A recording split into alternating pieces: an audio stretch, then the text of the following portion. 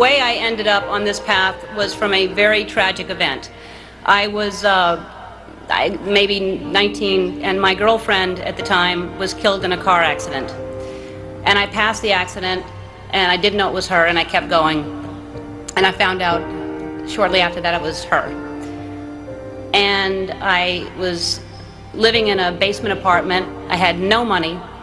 I had no heat, no air. I had a mattress on the floor, and the apartment was infested with fleas. And I was soul searching. I was like, why is she suddenly gone and there are fleas here? I don't understand. There must be a purpose, and wouldn't it be so convenient if we could just pick up the phone and call God and ask these questions?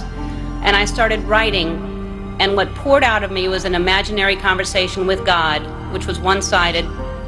And I finished writing it, and I looked at it, and I said to myself, and I hadn't even been doing stand-up ever. There was no club in town. I said, I'm going to do this on The Tonight Show with Johnny Carson. At the time, he was the king.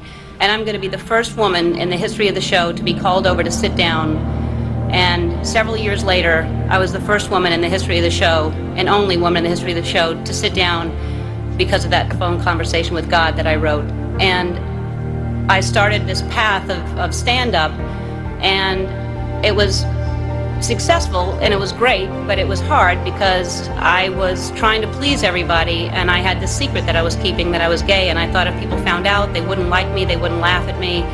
Then my career turned into, I got my own sitcom, and that was very successful, another level of success, and I thought, what if they find out I'm gay, then they'll never watch. And I finally decided that I was living with so much shame and so much fear that I just couldn't live that way anymore, and I decided to come out and make it creative, and my character would come out at the same time, and it wasn't to make a political statement, it wasn't to do anything other than to free myself up from this heaviness that I was carrying around, and I just wanted to be honest. And I thought, what's the worst that can happen? I can lose my career. I did. I lost my career. The show was canceled after 6 years without even telling me. I read it in the paper.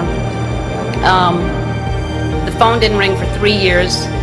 I had no offers, nobody wanted to touch me at all, and yet I was getting letters from kids that almost committed suicide but didn't because of what I did.